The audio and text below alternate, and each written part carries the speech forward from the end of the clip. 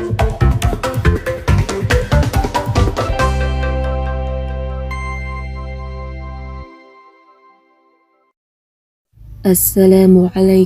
warahmatullahi wabarakatuh. Alhamdulillahi rabbil alamin. Assalatu wassalamu ala asrafil anbiya'i wal mursalin wa ala alihi wa sahbihi ajma'in, amma ba'du. Halo sobat akhwat dan ikhwan semua.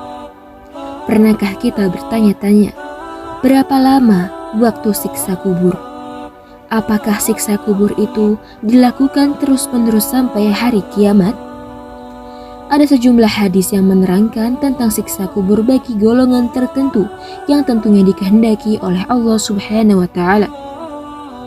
Lalu, sampai kapankah siksa tersebut akan berlangsung?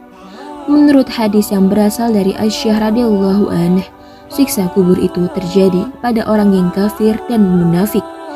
Aisyah radhiyallahu anha menceritakan bahwa ada wanita Yahudi datang kepadanya lalu menuturkan tentang siksa kubur. Kemudian wanita Yahudi itu berkata, "Semoga Allah melindungimu dari siksa kubur." Aisyah radhiyallahu anha lalu menanyakan hal itu kepada Rasulullah SAW. Beliau menjawab, "Ya, siksa kubur itu adalah benar adanya. Orang-orang kafir dan munafik akan disiksa dalam kubur mereka dengan siksaan yang dapat didengar oleh binatang."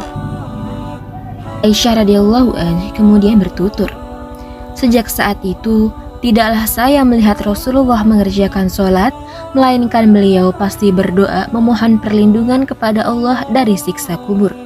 Hadis riwayat Bukhari, Muslim, dan An-Nasai.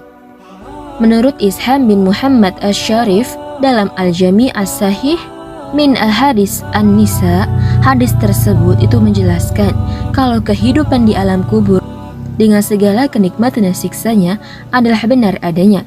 Ini merupakan prinsip yang dipegang oleh Ahlus Sunnah wal Jamaah.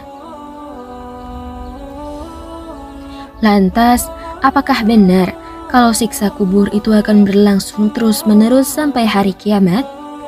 Dalam salah satu kitab Ibnu Qayyim Al-Jauziyah yang berjudul Ar-Ruhil Ibnil Qayyim, menurutnya ada dua pendapat mengenai hal ini, yakni ada siksa kubur yang akan berlangsung sampai malaikat Israfil meniupkan sangkakala untuk yang kedua kalinya, dan pendapat lain atau pendapat kedua yaitu menyebutkan bahwa siksa kubur itu akan terputus karena amalan tertentu.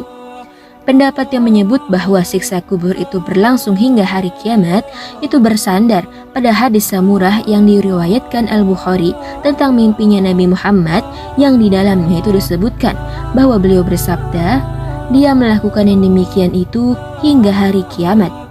Kemudian dalam hadis Ar-Rabi' bin Abbas di Abul Aliyah dari Abu Hurairah turut disebutkan juga tentang orang yang memukuli kepalanya dengan batu, dan hal itu berlangsung terus-menerus tanpa ada selang waktunya. Sementara itu, ada juga pendapat kedua yang menyebut bahwa siksa kubur itu akan berhenti hingga waktu tertentu dan setelah itu akan terputus.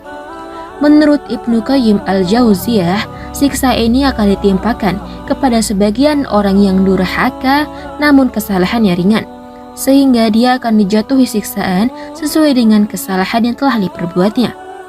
Kemudian, siksa di neraka akan juga diringankan, lalu ia akan dibebaskan dari neraka tersebut. Selain itu, siksa kubur itu juga bisa terputus karena doa, sedekah, istighfar, pahala haji, atau bacaan yang dilakukan kerabat atau yang lainnya. Ibnu Qayyim Al-Jauziyah mengatakan seperti yang dilakukan orang untuk memintakan syafaat bagi orang yang disiksa di dunia sehingga orang itu bisa dibebaskan berkat syafaat yang dimintakan baginya. Tapi ada kalanya syafaat ini juga tidak diperkenankan karena Allah Subhanahu wa Ta'ala tidak menerima syafaat kecuali dari orang yang diperkenankannya. Allah lah yang memperkenankan bagi seseorang yang memintakan syafaat bagi orang lain.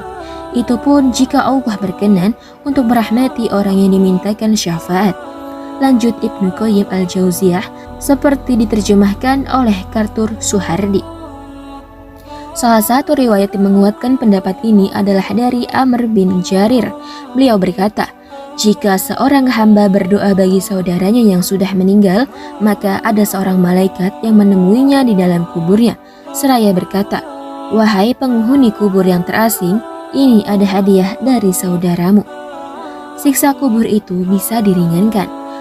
Mengutip dari Taisirul Alam Syar Ummadatul Akham karya Abdullah bin Abdurrahman Al-Bassam, ada suatu hadis Bukhari Muslim yang menceritakan kalau siksa kubur itu bisa diringankan. Dari Abdullah bin Abbas radhiyallahu anhu, beliau menceritakan, Nabi SAW melewati 2 kuburan, lalu beliau bersabda, "Sesungguhnya mereka berdua benar-benar disiksa, dan keduanya tidak disiksa karena dosa besar. Salah seorang di antara keduanya adalah orang yang tidak bertakbir ketika buang air kecil, dan yang lainnya suka menyebarkan kata-kata untuk mengadu domba." Lalu beliau mengambil pelepah kurma dan membelahnya menjadi 2 bagian. Beliau menancapkan 1 bagian di masing-masing kuburan. Mereka berkata, "Wahai Rasulullah, mengapa engkau lakukan hal itu?" Beliau menjawab, "Semoga hal itu dapat meringankan siksa dari keduanya selama pelepah itu belum mengering." Hadis tersebut kemudian melahirkan pendapat bahwa meletakkan pelepah kurma di atas kuburan adalah sunnah. Wallahu alam. Sekian dari saya, semoga video ini dapat bermanfaat untuk kita semua.